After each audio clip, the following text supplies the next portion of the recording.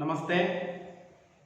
10ನೇ ತರಗತಿಯ ಎಲ್ಲ ವಿದ್ಯಾರ್ಥಿಗಳಿಗೂ ಸಮಾಜ ವಿಜ್ಞಾನಕ್ಕೆ ಸ್ವಾಗತ. ಮಕ್ಕಳೇ, ಈ ಅವಧಿಯಲ್ಲಿ ನಾವು ಭೂಗೋಳಶಾಸ್ತ್ರದ ಅಧ್ಯಾಯ 3 ಭಾರತದ ವಾಯುಗುಣ ಈ ಒಂದು ಅಧ್ಯಾಯವನ್ನ ಈ ಒಂದು ಅವಧಿಯಲ್ಲಿ ನಾವು ಅಭ್ಯಾಸವನ್ನ ಮಾಡಬೇಕಾಗಿರ್ತಕ್ಕಂಥದ್ದು. ಹಾಗಾದ್ರೆ ಈ ಒಂದು ಭಾರತದ ವಾಯುಗುಣದ ಅಧ್ಯಾಯದಲ್ಲಿ ಬರ್ತಕ್ಕಂತಹ ಪ್ರಮುಖವಾಗಿರ್ತಕ್ಕಂತಹ ಕಲಿಕಾಂಶಗಳು ಏನೆಲ್ಲ ಕಲಿಕಾಂಶಗಳನ್ನ ಈ ಒಂದು ವಾಯುಗುಣ ಅಂತಕ್ಕಂಥದ್ದು ಒಳಗೊಂಡಿದೆ. ಭಾರತದ ವಾಯುಗುಣದ ವಿವಿಧ ಮತ್ತು ಭಾರತದ ವಾಯುಗುಣದ ವಿಧ ಮತ್ತು ಅದನ್ನು ನಿಯಂತ್ರಿಸುವ ಅಂಶಗಳು, ಹಾಗೆಯೇ ಎರಡನೇದಾಗಿರ್ತಕ್ಕಂಥದ್ದು ವಾಯುಗುಣದ ಋತುಗಳು ಮತ್ತು ಅವುಗಳ ಗುಣಲಕ್ಷಣಗಳು. ಇನ್ನ ಮೂರನೇದಾಗಿರ್ತಕ್ಕಂಥದ್ದು ಭಾರತದಲ್ಲಿ ಮಳೆಯ ಹಂಚಿಕೆ. ಈ ಪ್ರಮುಖವಾಗಿರ್ತಕ್ಕಂತಹ ಕಲಿಕಾಂಶಗಳನ್ನು ನಾವು ಅಧ್ಯಯನವನ್ನ ಮಾಡ್ತಕ್ಕಂಥದ್ದು. ಅರ್ಥ ಆಯ್ತಲ್ವಾ? ಒಂದು ಭಾರತದ ವಾಯುಗುಣದ ವಿಧಗಳು ಮತ್ತು ಅವು ಅದನ್ನ ನಿಯಂತ್ರಿಸುವ ಅಂಶಗಳು ಯಾವ್ಯಾವಿದ್ದಾವೆ. ಇನ್ನ ವಾಯುಗುಣದ ಋತುಗಳು ಮತ್ತು ಅವುಗಳ ಗುಣಲಕ್ಷಣಗಳೇನು. ಇನ್ನ ಭಾರತದಲ್ಲಿ ಮಳೆಯ ಹಂಚಿಕೆ. ಇವು ಪ್ರಮುಖವಾಗಿರ್ತಕ್ಕಂತಹ ಭಾರತದ ವಾಯುಗುಣದ ಪ್ರಮುಖ ಕಲಿಕಾಂಶಗಳು. ಹಾಗಾದ್ರೆ ಮಕ್ಕಳೇ, ನಮಗೆ ನೋಡ್ತಾ ಹೋಗೋಣ. ಈಗ ನಮ್ಮ ದೇಶ ಯಾವುದು? ನಮ್ಮ ದೇಶ ಯಾವುದು? Yes, very good. ನಮ್ಮ ದೇಶ ಭಾರತ ಅಲ್ವಾ? ನಮ್ಮ ದೇಶ ಭಾರತ ಅಂತಕ್ಕಂಥದ್ದು. ಹಾಗಾದ್ರೆ ಇಲ್ಲಿ ಹವಗುಣ ಎಂದರೇನು? ಹವಗುಣ ಎಂದರೇನು? ಸರ್ವೇ ಸಾಮಾನ್ಯವಾಗಿ ನಾವು ಟಿವಿಗಳಲ್ಲಿ ಹವಾಮಾನ ಇಲಾಖೆ ಅಂತಕ್ಕಂಥದ್ದು ಪ್ರಕಟಿಸ್ತಕ್ಕಂಥದ್ದು ನಾವು ಕಾಣ್ತಾ ಇದ್ದೀವಿ. ಅದನ್ನೇ ನಾವು ಏನಂತ ಕರಿತೀವಿ? ಹವಗುಣ ಅಲ್ವಾ? ಮಳೆಯ ಪ್ರಮಾಣ ಅಂತಕ್ಕಂಥದ್ದು ಇಷ್ಟಾಗುತ್ತೆ, ಅಲ್ಲಿ ಸುನಾಮಿಗಳು ಅಂತಕ್ಕಂಥವು ಬೀಸ್ತವೆ. ಈ ರೀತಿಯಾಗಿರ್ತಕ್ಕಂತಹ ಒಂದು ವಾತಾವರಣವನ್ನ ಬಿತ್ತರಿಸ್ತಕ್ಕಂಥದನ್ನೇ ನಾವು ಏನಂತ ಕರಿತೀವಿ? ಅವಗುಣ. ಹಾಗಾದ್ರೆ ಇಲ್ಲಿ ಅವಗುಣ ಎಂದರೇನು? ಒಂದು ಸ್ಥಳದ ಅಲ್ಪಾವಧಿ ಅಂತಕ್ಕಂಥದ್ದೇನಿದೆ ಅಂದ್ರೆ ಕಡಿಮೆಯ ಅವಧಿ ಅಂತಕ್ಕಂಥದ್ದೇನಿದೆ, ಒಂದು ಸ್ಥಳದ ಅಲ್ಪಾವಧಿಯ ವಾಯುಗೋಳದ ಪರಿಸ್ಥಿತಿಯನ್ನು ಅವಗುಣ ಎಂದು ಕರೆಯಲಾಗುತ್ತದೆ. ಮಕ್ಕಳೇ, ಪರೀಕ್ಷಾ ದೃಷ್ಟಿಯಿಂದಲೂ ಕೂಡ ಇದು ಒಂದು ಅಂಕದ ಪ್ರಶ್ನೆಗೆ ಬರುವ ಸಾಧ್ಯತೆಯೂ ಕೂಡ ಇರುತ್ತೆ. ಹವಗುಣ ಎಂದರೇನು? ಹವಗುಣ ಎಂದರೆ ಒಂದು ಸ್ಥಳದ ಅಲ್ಪಾವಧಿಯ ಅಂದ್ರೆ ಕಡಿಮೆ ಸಮಯದ ಅಲ್ಪಾವಧಿಯ ವಾಯುಗೋಳದ ಪರಿಸ್ಥಿತಿ ಏನಿದೆ, ಆ ಸ್ಥಿತಿಗತಿ ಅಂತಕ್ಕಂಥದ್ದೇನಿದೆ, ಆ ಪರಿಸ್ಥಿತಿಯನ್ನೇ ನಾವು ಏನಂತ ಕರಿತೀವಿ? ಅವಗುಣ ಎಂಬುದಾಗಿ ಕರೆಯಲಾಗುತ್ತದೆ. ಅರ್ಥ ಆಯ್ತಲ್ವಾ? ನೋಡೋಣ ಇನ್ನೊಂದ್ಸರಿ. ಒಂದು ಸ್ಥಳದ ಅಲ್ಪಾವಧಿಯ ವಾಯುಗುಣದ ಪರಿಸ್ಥಿತಿ ಅಂತಕ್ಕಂಥದ್ದೇನಿದೆ, ಈ ಒಂದು ಪರಿಸ್ಥಿತಿಯನ್ನೇ ನಾವು ಏನಂತ ಕರಿತೀವಿ? ಅವಗುಣ ಎಂಬುದಾಗಿ ಕರೆಯಲಾಗುತ್ತದೆ.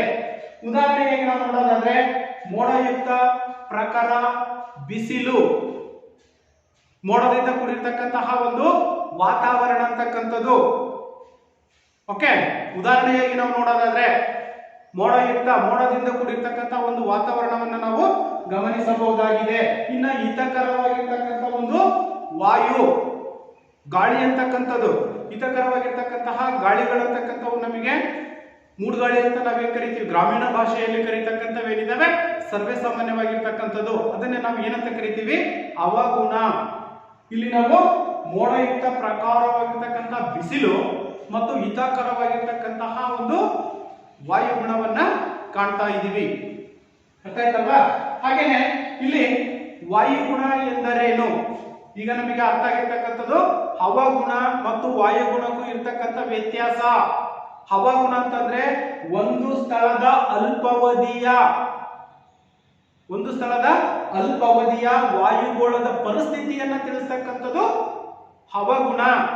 ಅಲ್ಲಿ ಮಳೆ ಬರ್ತಾ ಇದೆ ಅಥವಾ ಮೋಡದಿಂದ ಕೂಡಿರ್ತಕ್ಕಂಥ ವಾತಾವರಣವನ್ನು ನಾವು ಗಮನಿಸ್ತೀವಿ. ಹಿತಕರವಾಗಿರ್ತಕ್ಕಂಥ ವಾಯುಗುಣವನ್ನು ನಾವು ಹವಾಗುಣದಲ್ಲಿ ಗಮನಿಸ್ತಾ ಇದ್ದೀವಿ. ಹಾಗಾದ್ರೆ ಇಲ್ಲಿ ವಾಯುಗುಣ ಅಂದ್ರೇನು? ಒಂದು ಪ್ರದೇಶದ ದೀರ್ಘಾವಧಿಯ ಹವಾಗುಣದ ಸರಾಸರಿಯನ್ನು ವಾಯುಗುಣವೆಂದು ಕರೆಯುತ್ತೇವೆ.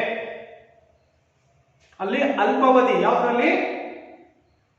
ಹವಾಗುಣದಲ್ಲಿ.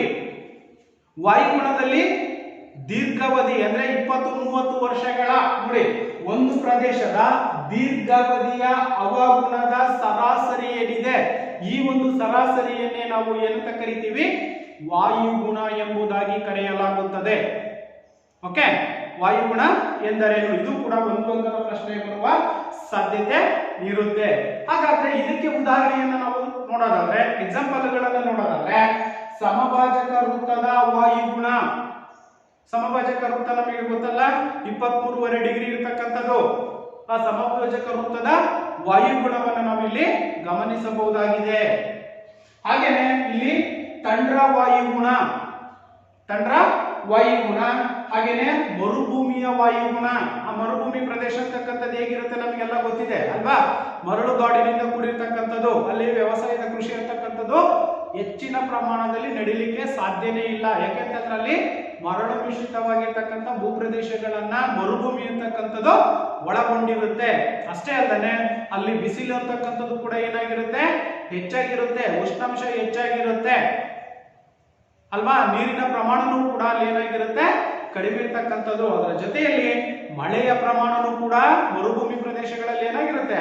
ಕಂಪ್ಲೀಟ್ ಅತ್ಯಂತ ಕಡಿಮೆ ಮಳೆ ಬೀಳ್ತಕ್ಕಂಥದ್ದನ್ನು ಕೂಡ ನಾವು ಮರುಭೂಮಿ ಪ್ರದೇಶಗಳಲ್ಲಿ ಕಾಣ್ತಾ ಇದ್ದೀವಿ. ಅದೇ ರೀತಿಯಾಗಿ ಮರುಭೂಮಿ ವಾಯುಗುಣ. ಇನ್ನ ಮೆಡಿಟೇರಿಯನ್ ವಾಯುಗುಣ, ಇನ್ನ ಮಾನ್ಸೂನ್ ವಾಯುಗುಣ. ಮಾನ್ಸೂನ್ ವಾಯುಗುಣ ಅಂತಂದ್ರೆ ನಮಗೆ ಸರ್ವಸಾಮಾನ್ಯವಾಗಿ ಗೊತ್ತಿದೆ. ಮಾನ್ಸೂನ್ ಮಾರುತಗಳಂತಕ್ಕಂಥವು ಬೀಸ್ತಕ್ಕಂಥದ್ದೇನಿದೆ, ಮಾನ್ಸೂನ್ ಮಾರುತಗಳ ಕಾಲದಲ್ಲಿನೇ ಭಾರತದಲ್ಲಿ ಹೆಚ್ಚಿನ ಪ್ರಮಾಣದಲ್ಲಿ ಏನಾಗುತ್ತೆ? ವೆರಿ ಗುಡ್ ಅಲ್ವಾ? ಮಳೆ ಪ್ರಮಾಣ ಅಂತಕ್ಕಂಥದ್ದು ಕೂಡ ಹೆಚ್ಚಾಗಿರ್ತಕ್ಕಂಥದ್ದನ್ನು ನಾವು ಗಮನಿಸಬಹುದಾಗಿದೆ. ಅರ್ಥ ಆಯ್ತಲ್ವಾ? ಇದನ್ನೇ ನಾವೇನಂತ ಕರಿತೀವಿ? ವಾಯುಗುಣ ಎಂಬುದಾಗಿ ಕರೆಯಲಾಗುತ್ತದೆ. ಹವಾಗುಣಕ್ಕೂ ಮತ್ತು ವಾಯುಗುಣಕ್ಕೂ ಇರ್ತಕ್ಕಂಥ ವ್ಯತ್ಯಾಸವನ್ನ ನೀವು ಗಮನಿಸಬೇಕು ಅಲ್ವಾ? ಹವಾಗುಣಕ್ಕೂ ಮತ್ತು ವಾಯುಗುಣಕ್ಕೆ ಇರ್ತಕ್ಕಂಥ ವ್ಯತ್ಯಾಸ. ಹವಾಗುಣ ಅಂತಂದ್ರೆ ಒಂದು ಸ್ಥಳದ ಅಲ್ಪಾವಧಿ, ಸ್ವಲ್ಪ ಸಮಯದ ಪರಿಸ್ಥಿತಿಯನ್ನ ಗುರುತಿಸ್ತಕ್ಕಂಥದ್ದು. ವಾಯುಗುಣ ಅಂತಕ್ಕಂಥದ್ದೇನಿದೆ? ಒಂದು ಸ್ಥಳದ ದೀರ್ಘಾವಧಿಯಾಗಿರ್ತಕ್ಕಂಥ ಪರಿಸ್ಥಿತಿಯನ್ನ ಸೂಚಿಸ್ತಕ್ಕಂಥದ್ದು. ಇದನ್ನೇ ನಾವು ವಾಯುಗುಣ ಮತ್ತು ಹವಾಗುಣ ಎಂಬುದಾಗಿ ಕರೆಯಲಾಗುತ್ತದೆ. ಓಕೆ, ಹಾಗಾದ್ರೆ ನಾವು ಇಲ್ಲಿ ಪ್ರಮುಖವಾಗಿ ಇನ್ನೊಂದು, ಭಾರತದಲ್ಲಿ ಯಾವ ಮಾದರಿಯ ವಾಯುಗುಣವನ್ನು ನಾವು ಕಾಣಬಹುದಾಗಿದೆ? ಭಾರತದಲ್ಲಿ ಯಾವ ರೀತಿಯಾಗಿರ್ತಕ್ಕಂತಹ ಒಂದು ವಾಯುಗುಣವನ್ನ ಕಾಣಬಹುದಾಗಿದೆ? ಹೌದಲ್ವಾ? ಯಾವ ರೀತಿಯಾಗಿರ್ತಕ್ಕಂತಹ ಒಂದು ವಾಯುಗುಣವನ್ನು ಹೊಂದಿದೆ? ಉಷ್ಣವಲಯ ಅಲ್ವಾ? ಉಷ್ಣವಲಯದಿಂದ ಕೂಡಿರ್ತಕ್ಕಂತಹ ವಾಯುಗುಣವನ್ನ ಭಾರತ ಅಂತಕ್ಕಂಥದ್ದು ಹೊಂದಿರತಕ್ಕಂಥದ್ದನ್ನು ನಾವು ಗಮನಿಸಬಹುದಾಗಿದೆ. ನೋಡಿ, ಭಾರತದಲ್ಲಿ ಉಷ್ಣವಲಯದ ಮಾನ್ಸೂನ್ ಮಾದರಿಯ, ನಿಮಗೆ ಒಂದು ಅಂಕದ ಪ್ರಶ್ನೆನೂ ಕೂಡ ಇಲ್ಲಿ ಕೇಳುವ ಸಾಧ್ಯತೆ ಇರುತ್ತೆ. ಭಾರತ ಅಂತಕ್ಕಂಥದ್ದು ಎಂತಹ ರೀತಿಯ ವಾಯುಗುಣವನ್ನ ಹೊಂದಿದೆ? ಎಸ್, ಉಷ್ಣವಲಯದ ಮಾದರಿಯನ್ನ, ಮಾನ್ಸೂನ್ ಮಾದರಿಯ ವಾಯುಗುಣವನ್ನ ಭಾರತ ಅಂತಕ್ಕಂಥದ್ದು ಹೊಂದಿರತಕ್ಕಂಥದ್ದು. ಭಾರತದಲ್ಲಿ ಉಷ್ಣವಲಯದ ಮಾನ್ಸೂನ್ ಮಾದರಿಯ ವಾಯುಗುಣವನ್ನು ನಾವು ಕಾಣಬಹುದಾಗಿದೆ ಅಲ್ವಾ? ಹಾಗಾದ್ರೆ ಏಕೆಂದರೆ ನಮ್ಮ ದೇಶದ ಹೆಚ್ಚು ಭಾಗ ಅಂತಕ್ಕಂಥದ್ದೇನಿದೆ, ಭಾರತದ ಹೆಚ್ಚು ಭಾಗವು ಉಷ್ಣವಲಯದಲ್ಲೇ ಇರ್ತಕ್ಕಂಥದ್ದು. ಭಾರತ ಅಂತಕ್ಕಂಥದ್ದು ಉಷ್ಣವಲಯದ ಮಾನ್ಸೂನ್ ಮಾದರಿಯ ಗುಣವನ್ನು ಹೊಂದಿರೋದ್ರಿಂದ ಭಾರತ ಅಂತಕ್ಕಂಥದ್ದು ಉಷ್ಣವಲಯದಲ್ಲಿನೇ ಹೆಚ್ಚಾಗಿದ್ದು ಇರ್ತಕ್ಕಂಥದ್ದು ನಾವು ಕಾಣ್ತಾ ಇದ್ದೀವಿ. ಮತ್ತು ವಾಯುಗುಣವು ಮಾನ್ಸೂನ್ ಮಾರುತಗಳ ಪ್ರಭಾವಕ್ಕೆ ಒಳಪಟ್ಟಿರ್ತಕ್ಕಂಥದ್ದು. ಈ ಒಂದು ವಾಯುಗುಣ ಅಂತಕ್ಕಂಥದ್ದೇನಿದೆ, ಭಾರತದ ವಾಯುಗುಣ ಮಾನ್ಸೂನ್ ಮಾರುತಗಳ ಒಂದು ಪ್ರಭಾವಕ್ಕೆ ಒಳಪಟ್ಟಿರ್ತಕ್ಕಂಥದ್ದನ್ನು ಕೂಡ ನಾವಿಲ್ಲಿ ಗಮನಿಸಬಹುದಾಗಿದೆ. ಹಾಗಾದ್ರೆ ಮಾನ್ಸೂನ್ ಅಂತಕ್ಕಂತಹ ಶಬ್ದ ಏನಿದೆ, ಈ ಒಂದು ಮಾನ್ಸೂನ್ ಅಂತಕ್ಕಂತಹ ಒಂದು ಶಬ್ದ ಅಂತಕ್ಕಂಥದ್ದು ಮೌಸಿಮ್ ಎಂಬ ಪದದಿಂದ, ಯಾವ ಪದ ಅಂತಂದ್ರೆ ಅರಬಿಕ್ ಪದದಿಂದ ಬಂದಿರತಕ್ಕಂಥದ್ದು. ನೋಡಿ ಇಲ್ಲಿ ಮಾನ್ಸೂನ್ ಎಂಬ ಶಬ್ದವು ಮೌಸಿಮ್ ಎಂಬ ಅರಬಿಕ್ ಪದದಿಂದ ಬಂದಿರತಕ್ಕಂಥದ್ದು. ಹಾಗಾದ್ರೆ ನಮಗೆ ಇಲ್ಲಿ ಅರಬಿಕ್ ಪದವಾಗಿರ್ತಕ್ಕಂಥ ಮೌಸಿಮ್ ಎಂದರೇನು ಕೇಳ್ಬೋದು ನಮಗೆ ಒಂದು ಅಂಕದ ಪ್ರಶ್ನೆಯನ್ನ ಅಲ್ವಾ. ಮೌಸಿಮ್ ಎಂದರೆ ಋತುಕಾಲ ಅಥವಾ ಋತುಕಾಲ ಎಂಬುದಾಗಿನೂ ಕೂಡ ಕರೆಯಲಾಗುತ್ತದೆ. ಅಂದ್ರೆ ಕಾಲಗಳು, ಋತು ಕಾಲಗಳು ಅಂತ ನಾವೇನ್ ಕರಿತೀವಿ, ಅವುಗಳನ್ನು ನಾವು ಋತುಮಾನ ಎಂದರ್ಥ. ಅರ್ಥ ಆಯ್ತಲ್ವಾ.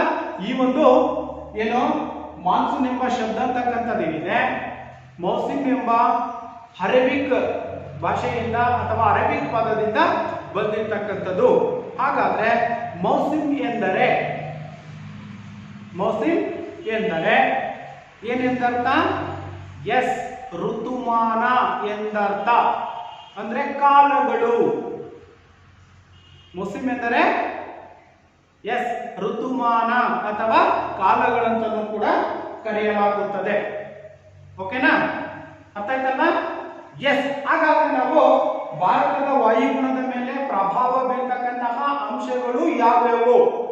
ಇದು ಬಹಳಷ್ಟು ಪರೀಕ್ಷಾ ದೃಷ್ಟಿಯಿಂದ ಬಹಳ ಪ್ರಮುಖವಾಗಿರ್ತಕ್ಕಂಥ ಪ್ರಶ್ನೆನೂ ಕೂಡ ಆಗಿರ್ತಕ್ಕಂಥದ್ದು. 2 ಅಂಕದ ಪ್ರಶ್ನೆ ಬರುವ ಸಾಧ್ಯತೆಯನ್ನು ಕೂಡ ಹೆಚ್ಚಾಗಿರುತ್ತೆ. ಓಕೆ, ಅರ್ಥ ಆಯ್ತಲ್ವಾ. ಹಾಗಾದ್ರೆ ಭಾರತದ ವಾಯುಗುಣದ ಮೇಲೆ ಪ್ರಭಾವ ಬೀರುವ ಅಂಶಗಳು ಯಾವುವು? 2 ಅಂಕದ ಪ್ರಶ್ನೆನೂ ಕೂಡ ಕೇಳುವ ಸಾಧ್ಯತೆ ಅಂತಕ್ಕಂಥದ್ದು ಹೆಚ್ಚಾಗಿರುತ್ತೆ. ಹಾಗಾದ್ರೆ ಇಲ್ಲಿ ಭಾರತದ ಮೇಲೆ ಪ್ರಭಾವ ಬೀರ್ತಕ್ಕಂತಹ ಅಂಶಗಳು ಯಾವ್ಯಾವಿದಾವೆ ನೋಡೋಣ. ಒಂದು ಸ್ಥಾನ, ಎರಡನೇದಾಗಿರ್ತಕ್ಕಂಥದ್ದು ಜಲರಾಶಿಗಳು,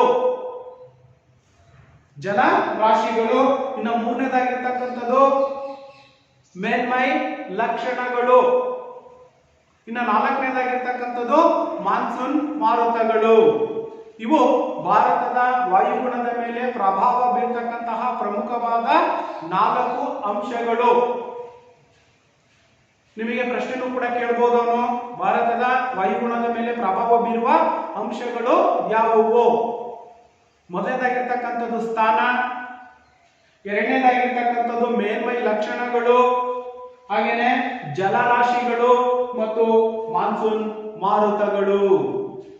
ಇಲ್ಲಿ ನಾವು ಅವುಗಳನ್ನು ಸಂಕ್ಷಿಪ್ತವಾಗಿ ನೋಡೋದಾದ್ರೆ, ಭಾರತದ ವಾಯುಗುಣದ ಮೇಲೆ ಪ್ರಭಾವ ಬೀರ್ತಕ್ಕಂತಹ ಅಂಶಗಳನ್ನ ಸಂಕ್ಷಿಪ್ತವಾಗಿ ನಾವು ನೋಡೋದಾದ್ರೆ, ಇಲ್ಲಿ ಮೊದಲನೇದಾಗಿರ್ತಕ್ಕಂಥದ್ದೇನಿದೆ ಸ್ಥಾನ. ಏನು ಸ್ಥಾನ ಅಂತಂದ್ರೆ, ವಿಶ್ವದ ಭೂಪಟವನ್ನ ತಗೊಂಡಂತ ಸಂದರ್ಭದಲ್ಲಿ ವಿಶ್ವದ ಭೂಪಟದಲ್ಲಿ ಅಥವಾ ಗೋಳದಲ್ಲಿ ಭಾರತ ಯಾವ ಒಂದು ಸ್ಥಾನದಲ್ಲಿ ಇದೆ, ಯಾವ ಸ್ಥಾನದಲ್ಲಿ ಭಾರತವನ್ನು ನಾವು ಗುರುತಿಸಬಹುದಾಗಿದೆ. ವಿಶ್ವದ ಭೂಪಟದಲ್ಲಿ ಉತ್ತರಾರ್ಧಗೋಳದಲ್ಲಿ ಭಾರತದ ಒಂದು ಸ್ಥಾನವನ್ನು ನಾವು ಗುರುತು ಮಾಡಲಿಕ್ಕೆ ಸಾಧ್ಯತೆ ಅಂತಕ್ಕಂಥದ್ದು. ಆ ಒಂದು ಸ್ಥಾನವನ್ನ ಭಾರತ ಅಂತಕ್ಕಂಥದ್ದು ವಿಶ್ವದ ಭೂಪಟದಲ್ಲಿ ಹೊಂದಿರತಕ್ಕಂಥ ನಾವು ಕಾಣ್ತಾ ಇದ್ದೀವಿ. ಯಾವ ಸ್ಥಾನದಲ್ಲಿ ಭಾರತವನ್ನು ನಾವು ಅಲ್ಲಿ ಕಾಣ್ತಾ ಇದ್ದೀವಿ, ಇದು ಮೊದಲನೇದಾಗಿರ್ತಕ್ಕಂಥದ್ದು. ಇನ್ನು ಎರಡನೇದಾಗಿರ್ತಕ್ಕಂಥದ್ದು ಜಲರಾಶಿಗಳು. ಎಷ್ಟು ಪ್ರಮಾಣದಲ್ಲಿ ನೀರಿನ ಅಂಶವನ್ನ ಭಾರತ ಅಂತಕ್ಕಂಥದ್ದು ಒಳಗೊಂಡಿದೆ. ಜಲರಾಶಿಗಳನ್ನ, ಸಮುದ್ರಗಳನ್ನ, ಸರೋವರಗಳನ್ನ, ಸಾಗರಗಳನ್ನ ಯಾವ ರೀತಿಯಾಗಿರ್ತಕ್ಕಂತಹ ರೀತಿಯಲ್ಲಿ ಇದು ಜಲರಾಶಿಗಳನ್ನ ಹೊಂದಿದೆ. ಯಾವುದು? ಭಾರತ ಅಂತಕ್ಕಂಥದ್ದು. ಯಾಕೆ ಅಂತಂದ್ರೆ ಇಲ್ಲಿ ಭಾರತದ ವಾಯುಗುಣವನ್ನ ನಾವು ಅಧ್ಯಯನವನ್ನ ಮಾಡ್ತಾ ಇದ್ದೀವಿ ಅಲ್ವಾ. ಹಾಗಾಗಿ ತನ್ನದೇ ಆಗಿರ್ತಕ್ಕಂಥ ಒಂದು ಸ್ಥಾನವನ್ನ ಪ್ರಪಂಚದ ಭೂಪಟದಲ್ಲಿ ಭಾರತ ಅಂತಕ್ಕಂಥದ್ದು ಹೊಂದಿರತಕ್ಕಂಥದ್ದು. ಅದೇ ರೀತಿಯಾಗಿ ಎರಡನೇದಾಗಿರ್ತಕ್ಕಂಥದ್ದು ಜಲರಾಶಿಗಳನ್ನು ಕೂಡ ಹೊಂದಿರತಕ್ಕಂಥದ್ದು. ಎಷ್ಟು ಸಾಗರಗಳನ್ನ ಹೊಂದಿದೆ, ಎಷ್ಟು ಸಮುದ್ರವನ್ನ ಹೊಂದಿದೆ, ಈ ರೀತಿಯಾಗಿರ್ತಕ್ಕಂಥದ್ದನ್ನು ಕೂಡ ನಾವು ವಾಯುಗುಣದಲ್ಲಿ ಕಾಣ್ತಾ ಇದ್ದೀವಿ. ಇನ್ನು ಮೂರನೇದಾಗಿರ್ತಕ್ಕಂಥದ್ದು ಪ್ರಭಾವ ಬೀರುವ ಅಂಶಗಳಲ್ಲಿ ಮೂರನೇದಾಗಿರ್ತಕ್ಕಂಥದ್ದು ಮೇಲ್ಮೈ ಲಕ್ಷಣಗಳು. ಭಾರತದ ಮೇಲ್ಮೈ ಲಕ್ಷಣಗಳು, ಯಾವ ರೀತಿಯಾಗಿರ್ತಕ್ಕಂಥ ಲಕ್ಷಣಗಳನ್ನ ಭಾರತ ಅಂತಕ್ಕಂಥದ್ದು ವಾಯುಗುಣದಲ್ಲಿ ಹೊಂದಿದೆ. ಉತ್ತರದ ಪರ್ವತಗಳನ್ನ ನಾವು ಗಮನಿಸಿದ್ವಿ, ಸಾಕಷ್ಟು ಪರ್ವತ ಶ್ರೇಣಿಗಳು, ಶಿಖರಗಳು, ಕಂದಕಗಳು ಅಲ್ವಾ, ಆ ರೀತಿಯಾಗಿರ್ತಕ್ಕಂತಹ ಒಂದು ಉತ್ತರದ ಪರ್ವತಗಳನ್ನ ನಾವು ಕಾಣ್ತಾ ಇದ್ದೀವಿ. ಹಾಗೇನೆ ಉತ್ತರದ ಮೈದಾನಗಳನ್ನ ನಾವು ಗಮನಿಸ್ತಾ ಇದ್ದೀವಿ. ಅದರ ಜೊತೆಯಲ್ಲಿ ಇನ್ನು ಪ್ರಮುಖವಾಗಿರ್ತಕ್ಕಂಥ ಮೇಲ್ಮೈ ಲಕ್ಷಣವಾಗಿರ್ತಕ್ಕಂಥ ಪರ್ಯಾಯ ಪ್ರಸ್ಥಭೂಮಿ. ಭಾರತವು ಪರ್ಯಾಯ ಪ್ರಸ್ಥಭೂಮಿಯನ್ನು ಕೂಡ ಹೊಂದಿರತಕ್ಕಂಥದ್ದು. ಇನ್ನು ಮೇಲ್ಮೈ ಲಕ್ಷಣಗಳನ್ನು ನಾವು ಗಮನಿಸಿದಾಗ ಕರಾವಳಿ ತೀರ ಪ್ರದೇಶಗಳು, ಕರಾವಳಿ ಪ್ರದೇಶಗಳನ್ನು ಕೂಡ ಭಾರತ ಅಂತಕ್ಕಂಥದ್ದು ವಾಯುಗುಣದಲ್ಲಿ ನಾವು ಕಾಣ್ತಾ ಇದ್ದೀವಿ ಅಲ್ವಾ.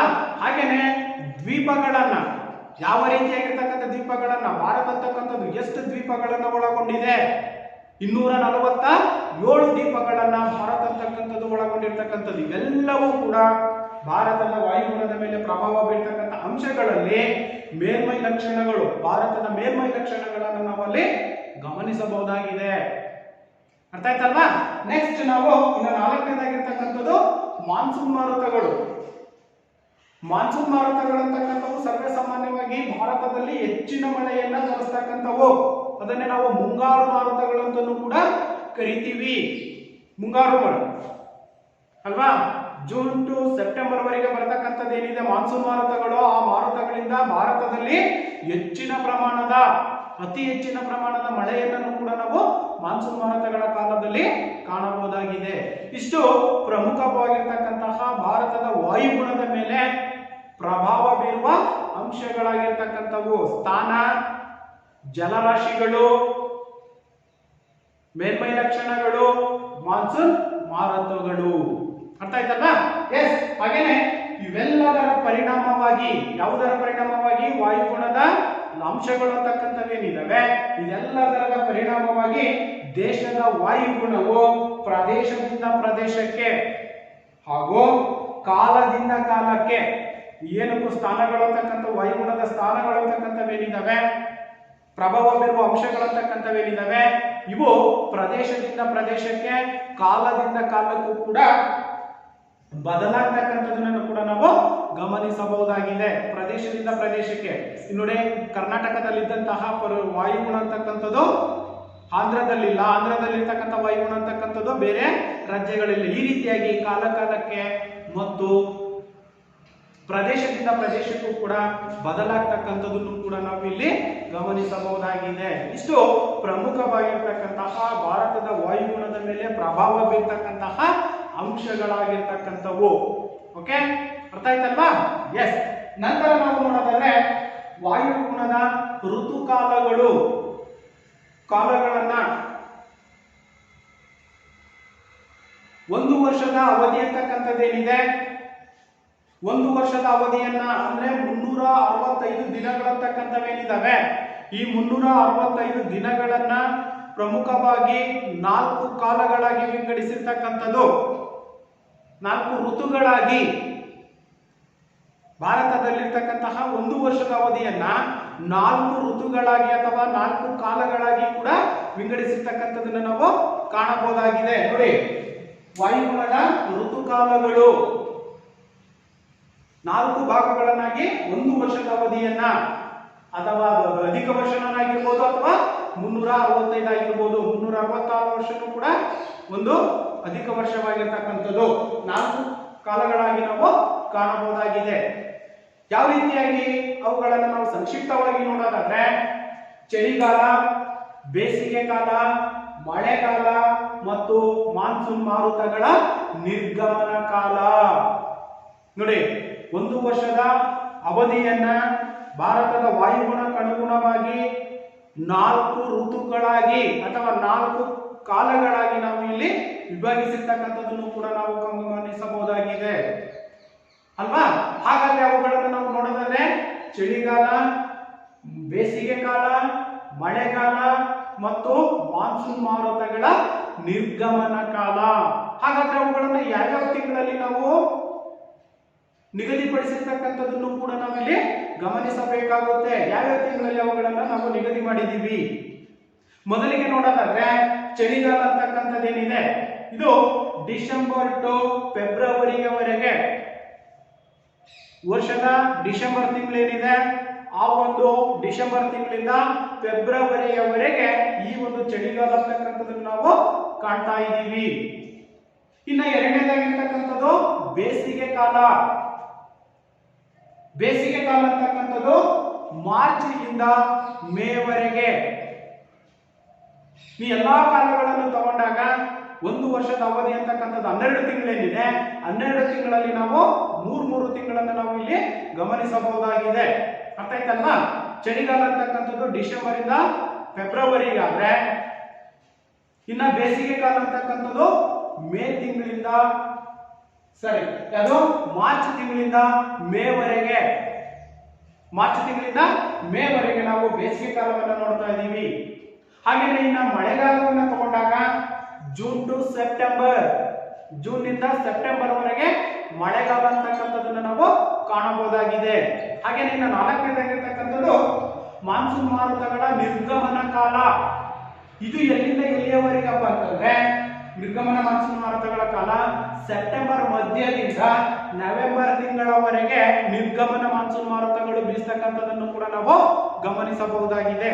ಇಷ್ಟು ವಾಯುಗುಣದ ಪ್ರಮುಖವಾಗಿರ್ತಕ್ಕಂತಹ 4 ಋತುಗಳು ಅಥವಾ ಋತುಮಾನಗಳು ಅಥವಾ ಕಾಲಗಳು ಅಂತಲೂ ಕೂಡ ಕರಿತೀವಿ.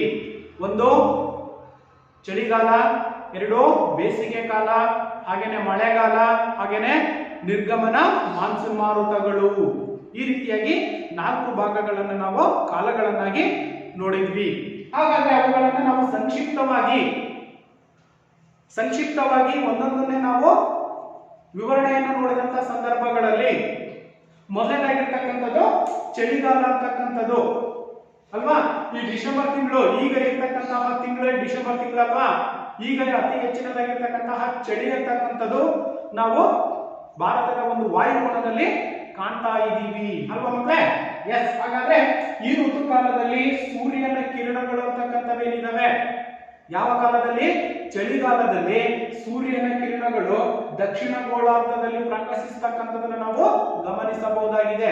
ದಕ್ಷಿಣದ ಕಡೆಗೆ ಹೆಚ್ಚಾಗಿ ಆ ಒಂದು ಸೂರ್ಯನ ಕಿರಣಗಳು ಅಂತಕ್ಕಂಥವು ಬೀಳ್ತಕ್ಕಂಥದನ್ನು ಕೂಡ ನಾವು ಎಲ್ಲಿ ಕಾಣ್ತಾ ಇದ್ದೀವಿ?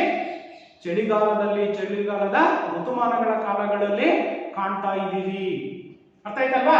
ಹಾಗಾದ್ರೆ ಭಾರತದಲ್ಲಿ ಓರೆ ಕಿರಣಗಳನ್ನು ಕೂಡ ನಾವು ಕಾಣ್ತಾ ಇದ್ದೀವಿ. ಭಾರತದಲ್ಲಿ ಓರೆಯಾಗಿರ್ತಕ್ಕಂಥ ಕಿರಣಗಳು ಬೀಳ್ತಕ್ಕಂಥದನ್ನ ನಾವು ಗಮನಿಸಬಹುದು. ಹೀಗಾಗಿ ಈ ಒಂದು ಓರೆ ಕಿರಣಗಳ ಇಂದಾಗಿ ಭಾರತದಲ್ಲಿ ಕಡಿಮೆ ಉಷ್ಣಾಂಶ ಅಂತಕ್ಕಂಥದ್ದು ಅಂದ್ರೆ ಶಾಖದ ಪ್ರಮಾಣ ಅಂತಕ್ಕಂಥದ್ದು ಏನಾಗಿರುತ್ತೆ? ಕಡಿಮೆ ಇರ್ತಕ್ಕಂಥದ್ದು ನಾವು ಕಾಣ್ತಾ ಇದ್ದೀವಿ. ಕಡಿಮೆ ಉಷ್ಣಾಂಶ ಹಾಗೂ ಕಡಿಮೆ ಆರ್ದ್ರತೆ ಅಂತಕ್ಕಂಥದ್ದು ಮತ್ತು ಆಕಾಶವು ಮೋಡರಹಿತವಾಗಿರುತ್ತದೆ. ಮೋಡ ಆಗಿರ್ತಕ್ಕಂಥದ್ದಂದ್ರೆ ಮೋಡ ಆದಂತ ಸಂದರ್ಭದಲ್ಲಿ ಏನಾಗುತ್ತೆ? ಮಳೆ ಅಂತಕ್ಕಂಥದ್ದು ಬರುತ್ತೆ. ಆದ್ರೆ ಚಳಿಗಾಲದಲ್ಲಿ ಮಾತ್ರ ನಾವು ಗಮನಿಸಿದಾಗ ಆಕಾಶವು ಮೋಡ ರಹಿತವಾಗಿರ್ತಕ್ಕಂತಹ ಅಂಶವನ್ನ ಹೊಂದಿರತಕ್ಕಂಥದ್ದು, ಸಂಪೂರ್ಣವಾಗಿರ್ತಕ್ಕಂಥ ಒಂದು ಮೋಡ ಕ್ಲಿಯರ್ ಆಗಿರ್ತಕ್ಕಂಥದ್ದು ಅಲ್ವಾ. ಇದನ್ನ ನಾವು ಚಳಿಗಾಲದಲ್ಲಿ ಕಾಣ್ತಾ ಇದ್ದೀವಿ. ಅರ್ಥಾಯ್ತಲ್ಲ? ನೋಡಿ, ಈ ಋತುಕಾಲದಲ್ಲಿ ಅಂದ್ರೆ ಚಳಿಗಾಲದಲ್ಲಿ ಸೂರ್ಯನ ಕಿರಣಗಳು ಅಂತಕ್ಕಂಥವೇನಿದ್ದಾವೆ ಇವು ದಕ್ಷಿಣ ಗೋಳಾರ್ಧದಲ್ಲಿ ಪ್ರಕಾಶಿಸ್ತಕ್ಕಂಥ ನಾವು ಕಾಣ್ತಾ ಇದ್ದೀವಿ. ಆ ಒಂದು ಕಾರಣದಿಂದ ಭಾರತದಲ್ಲಿ ಓರೆ ಕಿರಣಗಳು ಅಂತಕ್ಕಂಥವನ್ನ ಕಾಣ್ತಾ ಇದ್ದೀವಿ. ಅದರ ಜೊತೆಯಲ್ಲಿ ಭಾರತದಲ್ಲಿ ಕಡಿಮೆ ಉಷ್ಣಾಂಶ ಅಂದ್ರೆ ಅತಿ ಕಡಿಮೆ ಉಷ್ಣಾಂಶ ಅಂದ್ರೆ ಶೀತದಿಂದ ಕೂಡಿರ್ತಕ್ಕಂಥ ವಾತಾವರಣ ಭಾರತದಲ್ಲಿ ನಾವು ಹೆಚ್ಚಾಗಿ ಕಾಣಲಿಕ್ಕೆ ಸಾಧ್ಯತೆ ಇದೆ. ಹಾಗೆಯೇ ಕಡಿಮೆಯ ಆರ್ದ್ರತೆ ಅಂತಕ್ಕಂಥದ್ದನ್ನು ನಾವು ಕಾಣ್ತಾ ಇದ್ದೀವಿ. ಅದರ ಜೊತೆಯಲ್ಲಿ ಆಕಾಶವು ಮೋಡರಹಿತವಾಗಿರ್ತಕ್ಕಂತಹ ವಾತಾವರಣವನ್ನ ಹೊಂದಿರತಕ್ಕಂಥದ್ದು. ಇದು ಮೊದಲನೆಯ ಅಂಶವಾಗಿರ್ತಕ್ಕಂಥದ್ದು. ಇನ್ನು ಎರಡನೇ ಅಂಶಕ್ಕೆ ಬಂದಾಗ ದೇಶದ ಉತ್ತರದಲ್ಲಿ ತಂಪಾಗಿರ್ತಕ್ಕಂತಹ ಮತ್ತು ದಕ್ಷಿಣದಲ್ಲಿ ಬೆಚ್ಚನೆಯ ಪರಿಸ್ಥಿತಿ ಅಂತಕ್ಕಂಥದ್ದನ್ನು ನಾವು ಕಾಣಬಹುದಾಗಿದೆ. ನೋಡಿ, ಇಲ್ಲಿ ದೇಶದ ಉತ್ತರದಲ್ಲಿ ಏನು 4 ದಿಕ್ಕುಗಳು ಅಂತ ನಾವೇ ಕರಿತೀವಿ, ಪೂರ್ವ, ಪಶ್ಚಿಮ, ಉತ್ತರ ಮತ್ತು ದಕ್ಷಿಣ ಅಂತಕ್ಕಂಥದ್ದು. ಅಲ್ಲೂ ಕೂಡ ವಾಯುಗುಣದ ವ್ಯತ್ಯಾಸ ಅಂತಕ್ಕಂಥದ್ದನ್ನ ಗಮನಿಸಬಹುದಾಗಿದೆ. ಒಂದೇ ರೀತಿಯಾಗಿರ್ತಕ್ಕಂಥ ವಾಯುಗುಣವನ್ನು ನಾವು ಕಾಣಲಿಕ್ಕೆ ಸಾಧ್ಯತೆ ಇಲ್ಲ. ಹಾಗಾಗಿ ಇಲ್ಲಿ ದೇಶದ ಉತ್ತರದಲ್ಲಿ ತಂಪನ್ನ ಕಾಣ್ತೀವಿ, ತಂಪಾಗಿರ್ತಕ್ಕಂಥ ಒಂದು ವಾತಾವರಣವನ್ನ ಕಾಣ್ತೀವಿ. ಮತ್ತು ದಕ್ಷಿಣದಲ್ಲಿ ಬೆಚ್ಚನೆಯ ಪರಿಸ್ಥಿತಿ, ಅಲ್ಲಿ ಉಷ್ಣಾಂಶ ಅಂತಕ್ಕಂಥದ್ದು ಹೆಚ್ಚಿರ್ಬೋದು, ಕೆಲವು ಪ್ರದೇಶಗಳಲ್ಲಿ ಕಡಿಮೆ ಇರ್ತಕ್ಕಂಥದ್ದನ್ನು ಕೂಡ ಗಮನಿಸಬಹುದಾಗಿದೆ. ಅದನ್ನೇ ಬೆಚ್ಚನೆಯ ಪರಿಸ್ಥಿತಿ ಅಂತಕ್ಕಂಥದ್ದನ್ನು ನಾವಿಲ್ಲಿ ಕಾಣಬಹುದಾಗಿದೆ. ಓಕೆ, ಹಾಗಾದ್ರೆ ಮೂರನೇ ಅಂಶಕ್ಕೆ ಬಂದಾಗ ಜನವರಿ ತಿಂಗಳು ಅಂತಕ್ಕಂಥದ್ದೇನಿದೆ, ಜನವರಿಯ ತಿಂಗಳು, ಈ ಡಿಸೆಂಬರ್ ಕಳೆದು, ಡಿಸೆಂಬರ್ ಕಳೆದಿಂದ 15 ದಿನದಲ್ಲಿ ಮತ್ತೆ ಹೊಸ ವರ್ಷ ಅಂತಕ್ಕಂಥದ್ದು ಬರುತ್ತೆ. ವರ್ಷದ ಮೊದಲನೆಯ ತಿಂಗಳು ಅಂತ ನಾವು ಮಾಸ ಅಂತ ನಾವೇನ್ ಕರಿತೀವಿ. ಜನವರಿ ತಿಂಗಳು ಅಂತಕ್ಕಂಥದ್ದೇನಿದೆ, ಜನವರಿ ತಿಂಗಳು ಭಾರತದಲ್ಲಿ ಅತಿ ಶೀತವಾಗಿರ್ತಕ್ಕಂಥ ತಿಂಗಳು, ಅತಿ ಹೆಚ್ಚು. ಅದು ಡಿಸೆಂಬರ್ನಿಂದ, ಚಳಿಗಾಲ ಅಂತಕ್ಕಂಥದ್ದು ಡಿಸೆಂಬರ್ನಿಂದ ಫೆಬ್ರವರಿ ಇರ್ತಕ್ಕಂಥದ್ದು. ಆದ್ರೆ ಹೆಚ್ಚಿನ ಪ್ರಮಾಣದಲ್ಲಿ ಶೀತವನ್ನು ಹೊಂದಿರತಕ್ಕಂತಹ ಮಾಸ ಅಥವಾ ತಿಂಗಳು ಯಾವ್ದಪ್ಪ ಅಂತಂದ್ರೆ ಜನವರಿ ತಿಂಗಳಲ್ಲಿ ಭಾರತದಲ್ಲಿ ಹೆಚ್ಚಿನ ಪ್ರಮಾಣದ ಶೀತ ಅಂತಕ್ಕಂಥದ್ದು ಕೂಡ, ಶೀತದ ವೈಗುಣವನ್ನ ಭಾರತ ಅಂತಕ್ಕಂಥದ್ದು ಹೊಂದಿರತಕ್ಕಂಥದ್ದನ್ನ ನಾವಿಲ್ಲಿ ಕಾಣಬಹುದಾಗಿದೆ. ಅರ್ಥ ಆಯ್ತಲ್ಲ? ಹಾಗಾದ್ರೆ ಕಾಶ್ಮೀರ ಮತ್ತು ಹಿಮಾಚಲ ಪ್ರದೇಶಗಳ ಪರ್ವತಗಳಲ್ಲಿ ಅತಿ ಕಡಿಮೆ ಉಷ್ಣಾಂಶವನ್ನು ನಾವು ಗಮನಿಸಬಹುದಾಗಿದೆ. ನೋಡಿ ಹೇಗೆ ಬದಲಾವಣೆ ಅಂತಕ್ಕಂಥದ್ದನ್ನ ನಾವು ವಾಯುಗುಣದಲ್ಲಿ ಭಾರತದಲ್ಲಿ ಕಾಣ್ತಾ ಇದ್ದೀವಿ ಅಂತಂದ್ರೆ, ಕಾಶ್ಮೀರ, ಭಾರತದ ಮುಕ್ಕುಟವಾಗಿರ್ತಕ್ಕಂಥ ಕಾಶ್ಮೀರ ಏನಿದೆ ಅದು ಮತ್ತು ಹಿಮಾಚಲ ಪ್ರದೇಶಗಳು, ಹಿಮಾಲಯದ ಪ್ರದೇಶದಲ್ಲಿರ್ತಕ್ಕಂಥ ಹಿಮಾಚಲ ಪ್ರದೇಶಗಳು ಅಂತಕ್ಕಂಥವೇನಿದಾವೆ, ಈ ಒಂದು ಪರ್ವತಗಳಲ್ಲಿ ಅತಿ ಕಡಿಮೆ ಉಷ್ಣಾಂಶವನ್ನು ನಾವು ಕಾಣ್ತಾ ಇದ್ದೀವಿ. ಯಾಕೆಂತಂದ್ರೆ ಅಲ್ಲಿ ಹಿಮ ಪರ್ವತಗಳು ಅಥವಾ ಹಿಮದಿಂದ ಕೂಡಿರ್ತಕ್ಕಂಥ ಹೆಚ್ಚಿನ ವಾತಾವರಣವನ್ನ ಆ ಒಂದು ಪ್ರದೇಶಗಳಲ್ಲಿ ಕಾಣ್ತೀವಿ. ಎಲ್ಲಿ? ಕಾಶ್ಮೀರ ಮತ್ತು ಹಿಮಾಚಲ ಪ್ರದೇಶಗಳಲ್ಲಿ. ಹಾಗಾಗಿ ಅಲ್ಲಿ ಉಷ್ಣಾಂಶ ಅಂತಕ್ಕಂಥದ್ದು ಏನಾಗಿರುತ್ತೆ, ಅಲ್ಲಿ ಕಡಿಮೆ, ಅತ್ಯಂತ ಕಡಿಮೆ ಪ್ರಮಾಣದ ಉಷ್ಣಾಂಶವನ್ನು ನಾವು ಆ ಒಂದು ಪ್ರದೇಶಗಳಲ್ಲಿ ಕಾಣಲಿಕ್ಕೆ ಸಾಧ್ಯತೆ ಇದೆ. ಯಾವ ಪ್ರದೇಶಗಳಲ್ಲಿ? ಕಾಶ್ಮೀರ ಮತ್ತು ಹಿಮಾಚಲ ಪ್ರದೇಶಗಳಲ್ಲಿ. ಹಾಗೇನೆ ಇನ್ನೊಂದು ಪ್ರಮುಖವಾಗಿರ್ತಕ್ಕಂಥ ಅಂಶವನ್ನು ನಾವು ಗಮನಿಸೋದಾದ್ರೆ, ನೋಡಿ ಕಾರ್ಗಿಲ್ ಸಮೀಪದಲ್ಲಿರ್ತಕ್ಕಂತಹ ಡ್ರಾಸ್ ಎಂಬ ಸ್ಥಳ ಅಂತಕ್ಕಂಥದ್ದೇನಿದೆ, ಕಾಶ್ಮೀರದ ಡ್ರಾಸ್ ಅಂತಕ್ಕಂಥ ಒಂದು ಸ್ಥಳದಲ್ಲಿ ಭಾರತದಲ್ಲಿನೇ ಅತಿ ಕಡಿಮೆ ಉಷ್ಣಾಂಶವನ್ನ ಹೊಂದಿರತಕ್ಕಂತಹ ಪ್ರದೇಶ. ನಿಮಗೆ ಒಂದು ಅಂಕದ ಪ್ರಶ್ನೆನೂ ಕೂಡ ಅವರು ಕೇಳಬಹುದು. ಭಾರತದಲ್ಲಿನೇ ಅತ್ಯಂತ ಕಡಿಮೆ ಉಷ್ಣಾಂಶವನ್ನು ಹೊಂದಿರತಕ್ಕಂತಹ ಪ್ರದೇಶ ಯಾವುದಪ್ಪ ಅಂತಂದ್ರೆ, ನೋಡಿ ಕಾರ್ಗಿಲ್ ಸಮೀಪದಲ್ಲಿರ್ತಕ್ಕಂತಹ ಡ್ರಾಸ್ ಅಂತಕ್ಕಂತಹ ಒಂದು ಸ್ಥಳ ಅಂತಕ್ಕಂಥದ್ದೇನಿದೆ, ಆ ಒಂದು ಸ್ಥಳದಲ್ಲಿ ಭಾರತದಲ್ಲಿನೇ ಅತಿ ಕಡಿಮೆ ಉಷ್ಣಾಂಶವನ್ನ ಹೊಂದಿರತಕ್ಕಂಥದ್ದು. ಹಾಗಾದ್ರೆ ಅಲ್ಲಿ ಉಷ್ಣಾಂಶ ಅಂತಕ್ಕಂಥದ್ದು ಎಷ್ಟಿರುತ್ತಪ್ಪ ಅಂತಂದ್ರೆ -4 ಡಿಗ್ರಿ ಸೆಲ್ಸಿಯಸ್ ನಷ್ಟು. -4 ಡಿಗ್ರಿ ಅಂದ್ರೆ ಅರ್ಥ ಮಾಡ್ಕೊಳ್ಳಿ, ಎಷ್ಟು ಶೀತದಿಂದ ಕೂಡಿರ್ತಕ್ಕಂಥ ಒಂದು ವಾತಾವರಣವನ್ನ ಆ ಒಂದು ಡ್ರಾಸ್ ಅಂತಕ್ಕಂಥ ಒಂದು ಪ್ರದೇಶ ಒಳಗೊಂಡಿರುತ್ತೆ. ಕಾರ್ಗಿಲ್ ಅಂತಕ್ಕಂಥ ಒಂದು ಪ್ರದೇಶದ ಡ್ರಾಸ್ ಅಂತಕ್ಕಂಥ ಸ್ಥಳ ಏನಿದೆ ಅಲ್ಲಿ ಅತಿ ಕಡಿಮೆ ಉಷ್ಣಾಂಶ ಅಂದ್ರೆ ಅಲ್ಲಿ -4 ಸೆಂಟಿಮೀಟರ್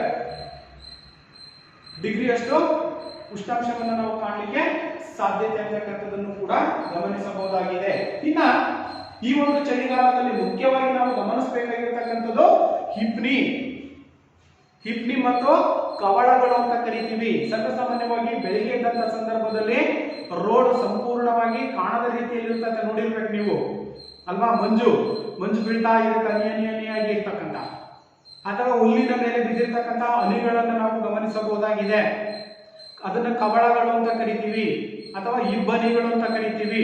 ಆ ಒಂದು ಇಬ್ಬನಿಗಳು ಕೂಡ ಬೀಳ್ತಕ್ಕಂಥದ್ದು ಯಾವಾಗಪ್ಪ ಅಂತಂದ್ರೆ ಈ ಒಂದು ಚಳಿಗಾಲದ ಸಂದರ್ಭಗಳಲ್ಲಿ. ನೋಡಿ ಇಬ್ಬನಿ ಮತ್ತು ಕವಳಗಳು ಸರ್ವೇ ಸಾಮಾನ್ಯವಾಗಿ ಬೀಳ್ತಕ್ಕಂಥದ್ದನ್ನು ನಾವು ಭಾರತದಲ್ಲಿ ಕಾಣ್ತಾ ಇದ್ದೀವಿ. ಇನ್ನ ಪರ್ವತ ಭಾಗಗಳಲ್ಲಿ ಹೆಚ್ಚು ಹಿಮವೃಷ್ಟಿಯಾಗಿರ್ತಕ್ಕಂಥದ್ದು, ಹೆಚ್ಚಿನ ಇಲ್ಲಿ ಪರ್ವತ ಪ್ರದೇಶಗಳಂತಕ್ಕಂಥವೇನಿದಾವೆ ಆ ಒಂದು ಹಿಮಾಲಯ ಪ್ರದೇಶಗಳು ಅಂತ ಒಂದು ಪರ್ವತಗಳಂತಕ್ಕಂಥವೇನಿದಾವೆ ಆ ಒಂದು ಪರ್ವತಗಳಲ್ಲಿ ಹೆಚ್ಚಿನ ಪ್ರಮಾಣದಾಗಿರ್ತಕ್ಕಂತಹ ಮಂಜುಗಡ್ಡೆಯಿಂದ ಕೂಡಿರ್ತಕ್ಕಂಥ ವಾತಾವರಣವನ್ನ ನಾವು ಆ ಒಂದು ಪ್ರದೇಶಗಳಲ್ಲಿ ಕಾಣಲಿಕ್ಕೆ ಸಾಧ್ಯತೆ ಅಂತಕ್ಕಂಥದ್ದು. ಅದನ್ನೇ ನಾವಿಲ್ಲಿ ಇಬ್ಬನಿ ಮತ್ತು ಕವಳಗಳು ಸರ್ವೇ ಸಾಮಾನ್ಯವಾಗಿ ಎಲ್ಲಿ ಡಿಸೆಂಬರ್ ಮತ್ತು ಫೆಬ್ರವರಿಯ ಅಂತರದಲ್ಲಿ ಚಳಿಗಾಲ ಅಂತಕ್ಕಂಥದ್ದು ಏನಿರುತ್ತೋ ಆ ಚಳಿಗಾಲದ ಸಂದರ್ಭಗಳಲ್ಲಿ ಇಬ್ಬನಿ ಮತ್ತು ಕವಳಗಳು ಸರ್ವೇ ಸಾಮಾನ್ಯವಾಗಿ ಬೀಳ್ತಕ್ಕಂಥದ್ದು. ನಿಮಗೂ ಕೂಡ ಮಕ್ಕಳೇ ಅದರ ಅನುಭವ ಈಗ ಆಗ್ತಾ ಇದೆ. ಈಗ ನಾವು ಮಾತನಾಡ್ತಕ್ಕಂಥದ್ದು ಅದೇ ತಿಂಗಳಲ್ಲಿ ಇದ್ದೀವಿ ಅಲ್ವಾ, ಡಿಸೆಂಬರ್ ತಿಂಗಳಲ್ಲಿ ಇದ್ದೀವಿ.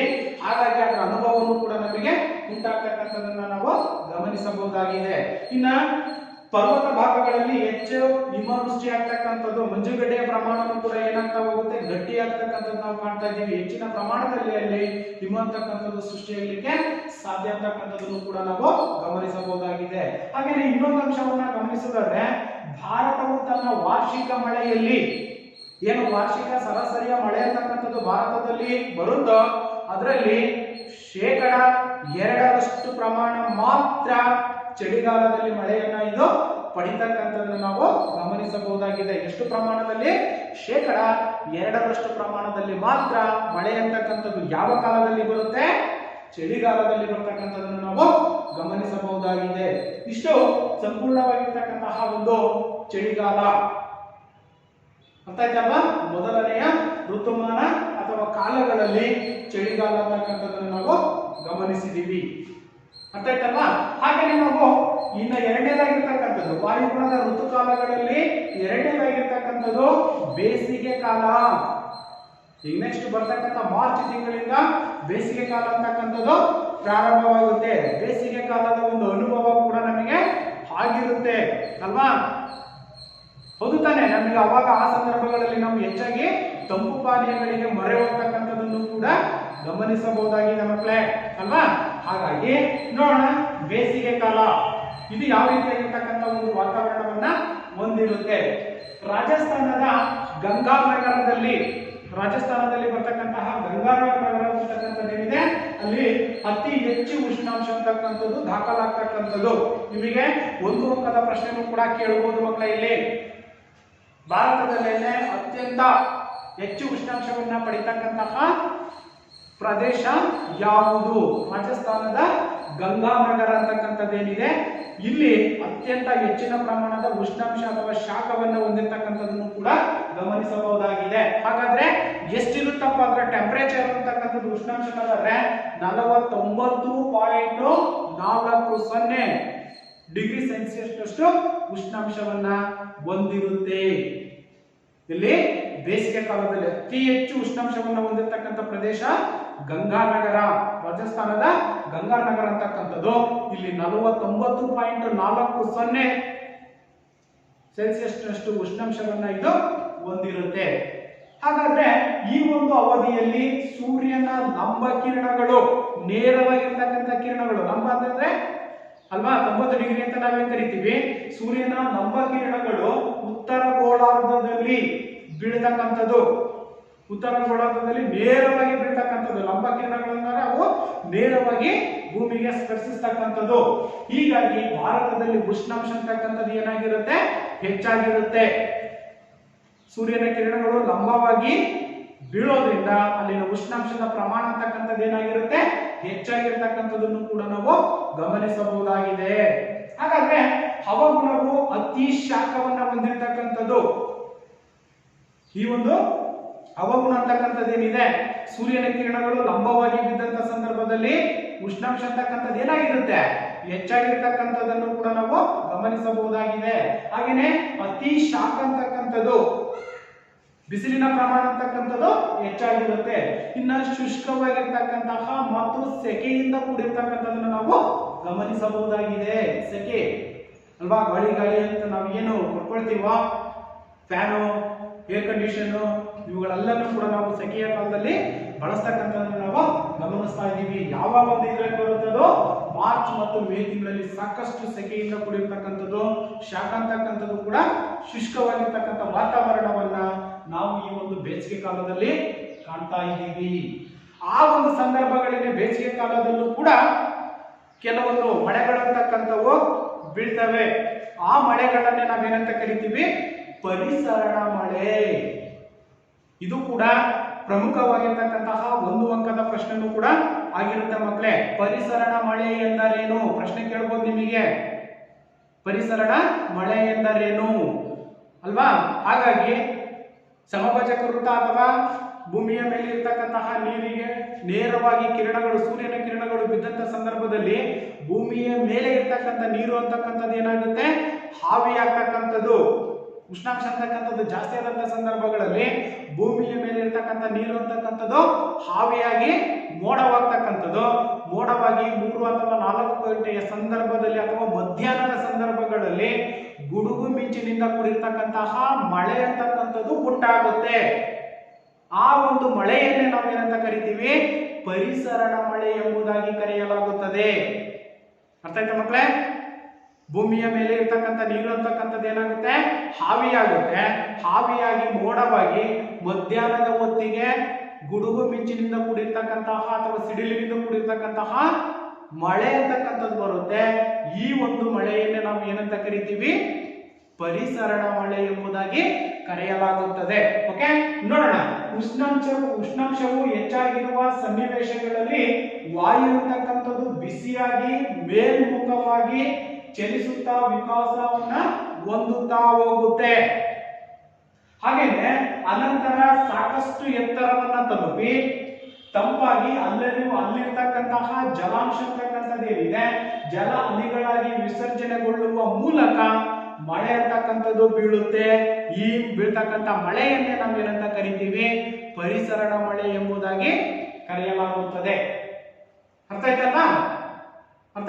ಪರಿಸರಣ ಮಳೆ ನಾನು ಸುಲಭವಾಗಿ ಹೇಳಿದ್ದೀನಿ ಅಷ್ಟೇ. ಭೂಮಿಯ ಮೇಲೆ ಇರ್ತಕ್ಕಂಥ ನೀರು ಅಂತಕ್ಕಂಥದ್ದು ಸೂರ್ಯನ ಶಾಖದಿಂದ ಆವಿಯಾಗಿ ಮೋಡವಾಗಿ ನಂತರ ಮಧ್ಯಾಹ್ನದ ಹೊತ್ತಿಗೆ ಗುಡುಗು ಸಿಡಿಲಿನಿಂದ ಕೂಡಿರ್ತಕ್ಕಂತಹ ಮಳೆ ಅಂತಕ್ಕಂಥದ್ದು ಬರುತ್ತೆ. ಇದನ್ನೇ ನಾವೇನಂತ ಕರಿತೀವಿ, ಪರಿಸರಣ ಮಳೆ ಅಂತ ಕರಿತೀವಿ ಅಲ್ವಾ? ನೋಡಿ, ಹಾಗಾದ್ರೆ ಇಲ್ಲಿ ಪರಿಸರಣ ಮಳೆಗೆ ವಿವಿಧ ರಾಜ್ಯಗಳಲ್ಲಿ ತನ್ನದೇ ಆಗಿರ್ತಕ್ಕಂತಹ ಒಂದು ಹೆಸರುಗಳಿಂದಲೂ ಕೂಡ ಕರೀತಕ್ಕಂಥದನ್ನ ನಾವು ಗಮನಿಸಬಹುದಾಗಿದೆ. ಯಾವುದನ್ನ? ಪರಿಸರಣದ ಮಳೆಯನ್ನ. ಕೆಲವೊಂದು ರಾಜ್ಯಗಳು ತನ್ನದೇ ಆಗಿರ್ತಕ್ಕಂಥ ಒಂದು ಹೆಸರಿನಿಂದಲೂ ಕೂಡ ಗುರುತಿಸಿರ್ತಕ್ಕಂಥ ನಾವು ಕಾಣ್ತಾ ಇದ್ದೀವಿ. ಹಾಗಾದ್ರೆ ಯಾವ್ಯಾವ ರಾಜ್ಯಗಳಲ್ಲಿ ಈ ಒಂದು ಪರಿಸರಣದ ಮಳೆಗೆ ಒಂದೊಂದು ಹೆಸರನ್ನ ಕೊಟ್ಟಿದ್ದಾರೆ ನೋಡೋಣ. ಮೊದಲನೇಗಿರ್ತಕ್ಕಂಥದ್ದು ಉತ್ತರ ಪ್ರದೇಶದಲ್ಲಿ ಅಂದೀಸ್ ಅಂತ ಕರೀತಾರೆ. ಉತ್ತರ ಪ್ರದೇಶದಲ್ಲಿ ಈ ಒಂದು ಪರಿಸರಣ ಮಳೆಗೆ ಅಂದೀಸ್ ಎಂಬುದಾಗಿ ಕರೆಯುತ್ತಾರೆ. ಅಂದೀಸ್ ಎಂಬುದಾಗಿ ಕರೀತಕ್ಕಂಥದ್ದು. ಇನ್ನು ಪಶ್ಚಿಮ ಬಂಗಾಳದಲ್ಲಿ ಕಾಲ ಬೈಸಾಖಿ. ಪಶ್ಚಿಮ ಬಂಗಾಳದಲ್ಲಿ ಪರಿಸರಣ ಮಳೆಗೆ ಏನಂತ ಕರೀತಾರೆ? ಕಾಲ ಬೈಸಾಖಿ. ಹಾಗೇನೆ ಇನ್ನು ಕೇರಳದಲ್ಲಿ ಬಂದಂತ ಸಂದರ್ಭದಲ್ಲಿ ಕೇರಳದಲ್ಲಿ ಪರಿಸರಣ ಮಳೆಗೆ ಏನಂತ ಕರೀತಾರಪ್ಪ ಅಂತಂದ್ರೆ ಮಾವಿನ ಹುಯಿಲು. ಯಾಕೆ ಕೇರಳದಲ್ಲಿ ಮಾವಿನ ಹುಯಿಲು ಅಂತ ಕರೀತಾರೆ? ಪ್ರಶ್ನೆ ಬರ್ಬೋದು. ಪರಿಸರ ಮಳೆಯನ್ನ ಅಥವಾ ಪರಿಸರಣದ ಮಳೆಯನ್ನ ಕೇರಳದಲ್ಲಿ ಮಾವಿನ ಹುಯಿಲು ಅಂತ ಕರೀಲಿಕ್ಕೆ ಕಾರಣವೇನಪ್ಪ ಅಂತಂದ್ರೆ ಅಲ್ಲಿ ಕೇರಳದಲ್ಲಿ ಮಾವುಗಳು ಅಂತಕ್ಕಂಥವು ಅದೇ ಸಂದರ್ಭಗಳಲ್ಲಿ ಹೆಚ್ಚಿನ ಪ್ರಮಾಣದಲ್ಲಿ ಹೂ ಬಿಡ್ತಕ್ಕಂಥದ್ದು.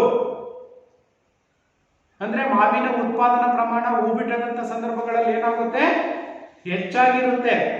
ಆ ಒಂದು ಸಂದರ್ಭಗಳಲ್ಲಿ ಹೂ ಬಿಟ್ಟಂತ ಸಂದರ್ಭಗಳಲ್ಲಿ ಹೆಚ್ಚಿನ ಪರಿಸರಣ ಮಳೆ ಅಂತಕ್ಕಂಥದ್ದು ಆ ಒಂದು ಕೇರಳದಲ್ಲಿ ಆಗುತ್ತೆ. ಆ ಕಾರಣದಿಂದಾಗಿ ಇದನ್ನ ಏನಂತ ಕರೀತಾರೆ? ಕೇರಳದಲ್ಲಿ ಮಾವಿನ ಹುಯಿಲು ಎಂಬುದಾಗಿ ಕರೆಯಲಾಗುತ್ತದೆ. ಅರ್ಥ ಆಯ್ತಲ್ವಾ?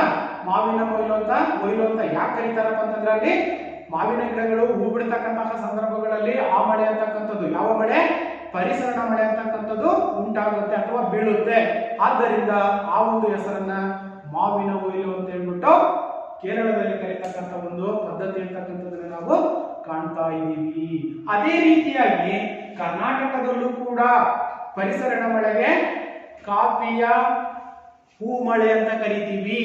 ನೋಡಿ ಹೇಗಿದೆ ಅಲ್ವಾ? ಕರ್ನಾಟಕದಲ್ಲೂ ಕೂಡ ಕಾಫಿಯ ಹೂ ಮಳೆ ಅಂತಲೂ ಕೂಡ ಕರಿತೀವಿ. ಸೇಮ್ ಅದೇ ರೀತಿಯಾಗಿನೇ ಹೇಗೆ ಕೇರಳದಲ್ಲಿ ಮಾವಿನ ಗಿಡಗಳು ಅಂತಕ್ಕಂಥವು ಹೇಗೆ ಹೂವನ್ನು ಬಿಡ್ತಕ್ಕಂಥ ಸಂದರ್ಭಗಳಲ್ಲಿ ಪರಿಸರಣ ಮಳೆ ಅಂತಕ್ಕಂಥದ್ದು ಬರುತ್ತೋ ಅದೇ ರೀತಿಯಾಗಿ ಕರ್ನಾಟಕದಲ್ಲೂ ಕೂಡ ಕಾಫಿಯ ಸಂದರ್ಭಗಳಲ್ಲಿ ಅಥವಾ ಕಾಫಿಯ ಹೂ ಬಿಡ್ತಕ್ಕಂತಹ ಸಂದರ್ಭಗಳಲ್ಲಿ ಮಳೆ ಅಂತಕ್ಕಂಥದ್ದು, ಪರಿಸರಣ ಮಳೆ ಅಂತಕ್ಕಂಥದ್ದು ಕರ್ನಾಟಕದಲ್ಲಿ ಬೀಳುತ್ತೆ. ಆದ್ದರಿಂದ ಕರ್ನಾಟಕದಲ್ಲೂ ಕೂಡ ಪರಿಸರಣ ಮಳೆಯನ್ನ ನಾವು ಏನಂತ ಕರಿತೀವಿ? ಕಾಫಿಯ ಹೂಮಳೆ ಎಂಬುದಾಗಿ ಕರೆಯಲಾಗುತ್ತದೆ. ಅರ್ಥ ಆಯ್ತಲ್ವಾ? ಎಸ್. ಹಾಗಾದ್ರೆ ಭಾರತದಲ್ಲಿ ಬೇಸಿಗೆ ಕಾಲದಲ್ಲಿ ವಾರ್ಷಿಕವಾಗಿ ಮಳೆಯ ಹಂಚಿಕೆಯಲ್ಲಿ 10% ಭಾಗ ಭಾರತದಲ್ಲಿ ಈ ಒಂದು ಪರಿಸರಣ ಮಳೆ ಅಂತಕ್ಕಂಥದ್ದು ಉಂಟಾಗುತ್ತೆ. ಯಾವಾಗ?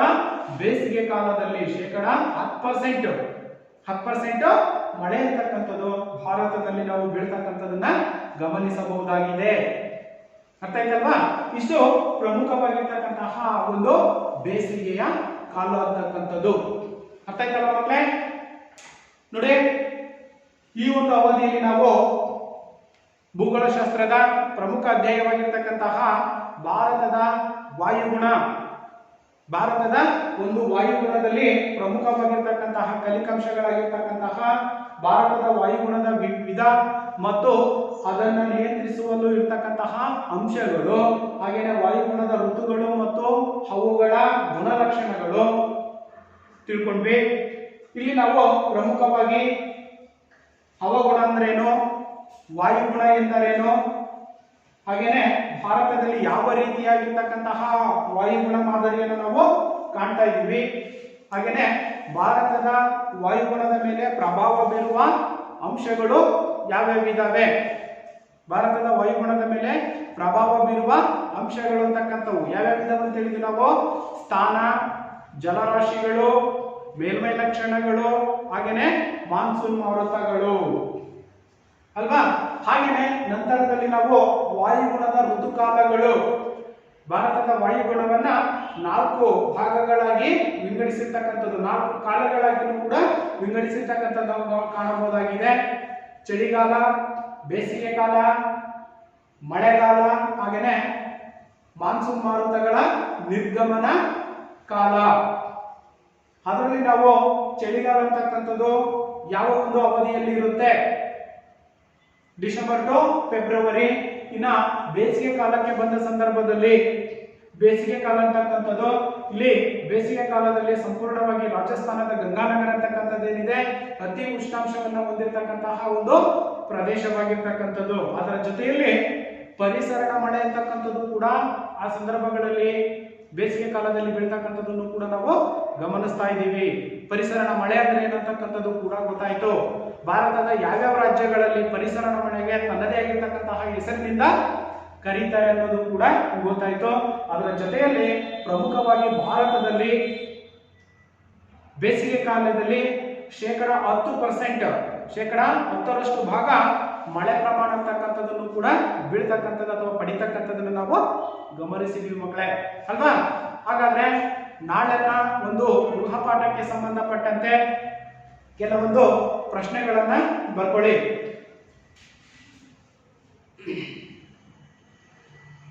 ಮೊದಲನೆಯ ಪ್ರಶ್ನೆ, ಹವಾಗುಣ ಎಂದರೇನು? ಹವಾಗುಣ ಎಂದರೇನು? ಹವಾಗುಣ ಎಂದರೇನು? ಉದಾಹರಣೆ ಕೊಡಿ. ಎರಡನೇದು, ವಾಯುಗುಣ ಎಂದರೇನು? ವಾಯುಗುಣ ಎಂದರೇನು? ವಾಯುಗುಣ ಎಂದರೇನು? ಉದಾಹರಣೆ ಕೊಡಿ. ವಾಯುಗುಣ ಎಂದರೇನು? ಉದಾಹರಣೆ ಕೊಡಿ.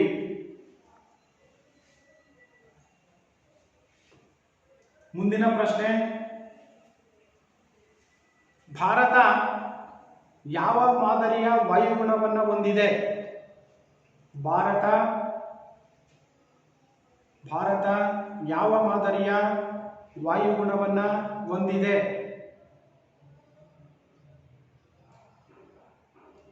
ಭಾರತ ಯಾವ ಮಾದರಿಯ ವಾಯುಗುಣವನ್ನ ಹೊಂದಿದೆ? ಮುಂದಿನ ಪ್ರಶ್ನೆ, ಭಾರತದ ವಾಯುಗುಣದ ಮೇಲೆ ಪ್ರಭಾವ ಬೀರುವ ಅಂಶಗಳಾವುವು? ಭಾರತದ ವಾಯುಗುಣದ ಮೇಲೆ ಪ್ರಭಾವ ಬೀರುವ ಅಂಶಗಳು ಯಾವುವು? ಭಾರತದ ವಾಯುಗುಣದ ಮೇಲೆ ಪ್ರಭಾವ ಬೀರುವ ಅಂಶಗಳು ಯಾವುವು? ಭಾರತದ ವಾಯುಗುಣದ ಋತುಕಾಲಗಳನ್ನ ಎಷ್ಟು ಭಾಗಗಳಾಗಿ ವಿಂಗಡಿಸಲಾಗಿದೆ? ಭಾರತದ ವಾಯುಗುಣದ ಋತುಕಾಲಗಳನ್ನ ಎಷ್ಟು ಭಾಗಗಳಾಗಿ ವಿಂಗಡಿಸಲಾಗಿದೆ? ಅವು ಯಾವುವು? ಅವು ಯಾವುವು? ಅವು ಯಾವುವು? ಅವು ಯಾವುವು? ನೆಕ್ಸ್ಟ್, ಪರಿಸರಣ ಮಳೆ ಎಂದರೇನು? ಪರಿಸರಣ ಮಳೆ ಎಂದರೇನು? ಪರಿಸರಣ ಮಳೆ ಎಂದರೇನು?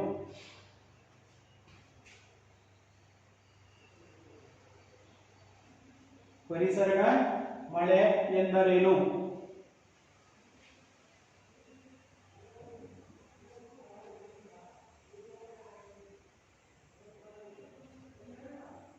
ಇಷ್ಟು ಪ್ರಶ್ನೆಗಳನ್ನ ನೀವು ಗೃಹಪಾಠಕ್ಕೆ ಬರ್ಕೊಂಡು ಬರಬೇಕು ಮಕ್ಕಳೇ.